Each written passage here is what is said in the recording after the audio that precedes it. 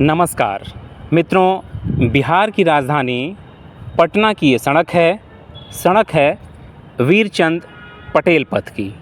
अगर आप पटना के रहने वाले हैं, बिहार की राजनीति से अगर आपका तनिक भी वाबस्ता है, तो आप इस रिक्शे को देख कर के, सड़क के डिवाइडर को और ये जो झंडा लहरा रहा है, इसको देख कर के आपको अंदाज़ा हो जाएगा कि ये वीरचंद पटेल है, पाटलिपुत्र की धरती। आते हैं सीधे पोस्टर पर। पोस्टर कह रहा है 2025 से 30 फिर से नीतीश। इसके नीचे एक छोटी सी फोटो लगी हुई है जो रंजीत कुमार सिंह उर्फ संटू पटेल की है। संटू जदयू का जो युवा विंग है उसके उपाध्यक्ष हैं। मित्रों, कुल मिलाकर के ये जो पोस्टर की राजनीति है, ये सितंबर के मध्य में ये पूरे बिहार में सियासी चर्चा का विषय बन गई। दरअसल नीतीश कुमार जब महागठबंधन के साथ थे तो उन्होंने तेजस्वी को अपनी विरासत को सौंपने की बात कही थी कि अगली बार से वो मुख्यमंत्री नहीं होंगे और उनका ये अंतिम कार्यकाल होगा।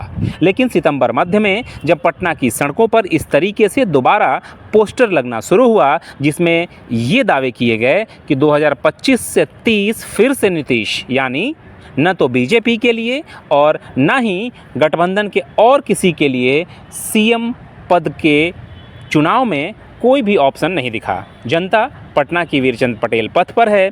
और मित्रों, आप जो इन तस्वीरों को देख रहे हैं, जो मैंने दिखाने की कोशिश की है, वो बता रहा है कि अगले साल, अगले बरस जब बिहार विधानसभा के 243 सीटों पर मतदान होगा तो उसमें नीतीश कुमार विपक्ष के लिए बड़ी चुनौती साबित होने वाले हैं।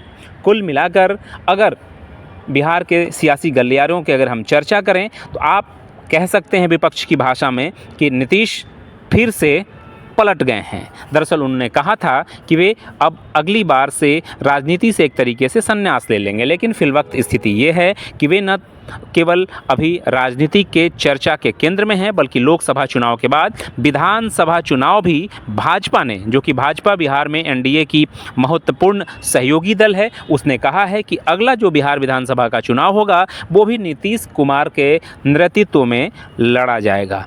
कुल मिलाकर के मित्रों, तेजस्वी को जो विरासत मिलनी थी उस पर फिलहाल लगाम लग चुकी है।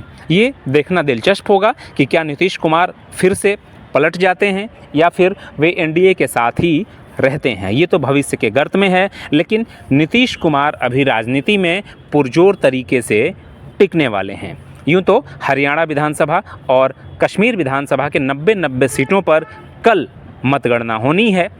दोनों राज्यों में, एक केंद्र शासित प्रदेश है और एक राज्य है, तो दोनों राज्यों में किसकी सरकार बनेगी ये कल स्थिति साफ हो जाएगी। और उसके बाद आने वाले समय में, चाहे वो झारखंड विधानसभा हो या महाराष्ट्र हो या फिर उसके बाद बिहार की बारी, तो कुल मिलाकर के ये राजनीति बहुत ही दिलचस्प होने वाली है। ये तस्वीरें बिहार के वीरचंद पटेल पथ में एमएलसी आवास के ठीक बाहर से है। मित्रों, जनता की ये रिपोर्ट आपको कैसी लगी आप ज़रूर बताइएगा। जनता की आवाज़ पर इस तरीके की चर्चाएं हम आपसे लगातार करते रहेंगे। फिलहाल के लिए मित्रों इतना ही। हमें दीजिए इजाज़त। हमारे साथ यूँ ही आप बने रहिए। तब तक के लिए नमस्कार। जय हिंद, जय जिंदाबाद, जय बिहार।